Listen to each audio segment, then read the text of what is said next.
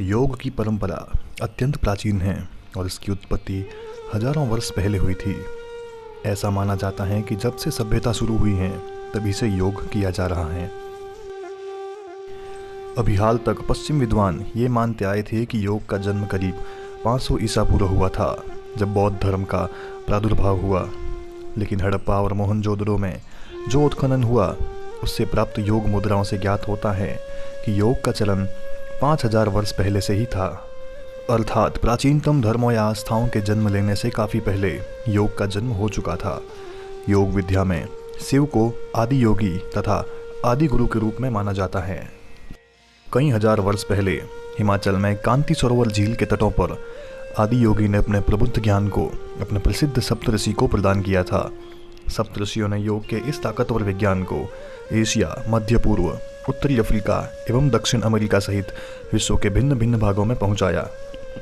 अगस्त नामक सप्तऋषि, जिन्होंने पूरे भारतीय उपमहाद्वीप का दौरा किया, उन्होंने यौगिक तरीके से जीवन जीने के इर्द गिर्द इस संस्कृति को गढ़ा। तथापि भारत में ही योग ने अपनी सबसे पूर्ण अभिव्यक्ति प्राप्त की।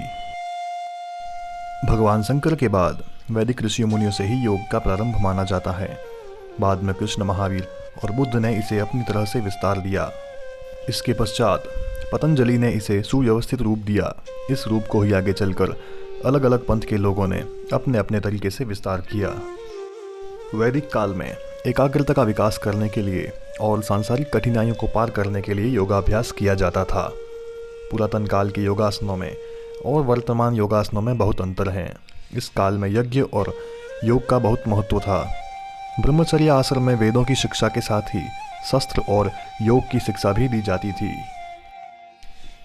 योग से संबंधित सबसे प्राचीन ऐतिहासिक साक्ष्य सिंधु घाटी सभ्यता से प्राप्त वस्तु हैं, जिनकी शारीरिक मुद्राएं और आसन उस काल में योग के अस्तित्व के प्रत्यक्ष प्रमाण हैं।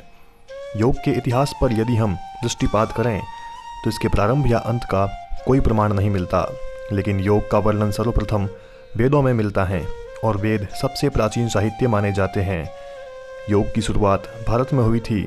आज के समय में भारत देश के कई राज्यों में योग में ध्यान दिया जा रहा है, जिसमें सबसे आगे उत्तराखंड राज्य है।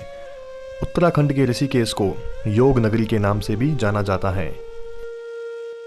योग हमारे शरीर, मन, भावना एवं ऊर्जा के स्तर पर काम करता है।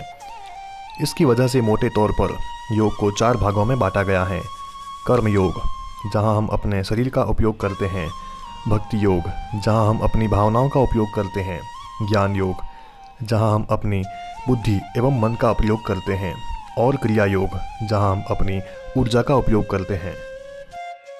हम योग साधना की जिस किसी पद्धति का उपयोग करें, वे इन श्रेणी में से किसी एक श्रेणी या अधिक श्रेणियों के तहत आती है।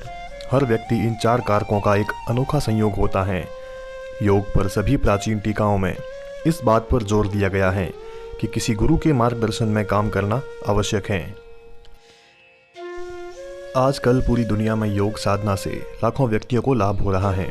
वह योग के प्रति लोगों की जागरूकता बढ़ी है, जिसे प्राचीन काल से लेकर आज तक योग के महान आचार्यों द्वारा परीक्षित किया गया है। योग साधना का हर दिन विकास हो रहा है तथा यह अधिक जीवंत होती जा रही है। 21 जून को अंतर्राष्ट्रीय योगा दिवस के रूप में मनाया जाता है। तो इस तरह से भारतीय संस्कृति की सबसे प्राचीन पद्धति योग की उत्पत्ति एवं विकास हुआ।